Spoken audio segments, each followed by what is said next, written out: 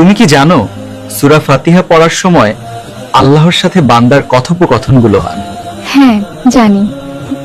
বান্দা যখন বলে আলহামদুলিল্লাহি রাব্বিল আলামিন, তখন আল্লাহ বলেন, আমার বান্দা আমার প্রশংসা করলো। যখন বান্দা বলে আর রহমানির রহিম, ওয়ালাহিম, তখন আল্লাহ বলেন আমার বান্দা আমার গুণগান করলো।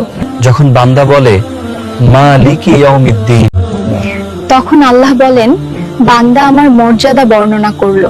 যখন বান্দা বলে ইয়াকা না'বুদু ওয়া ইয়াকা নাস্তাইন, তখন আল্লাহ বলেন, এটা আমার ও আমার বান্দার মধ্যে বিভক্ত এবং বান্দার জন্য তাই রয়েছে যা সে চাইবে।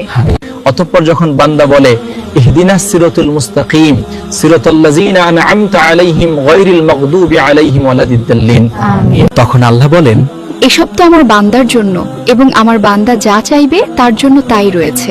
মুসলিম 395।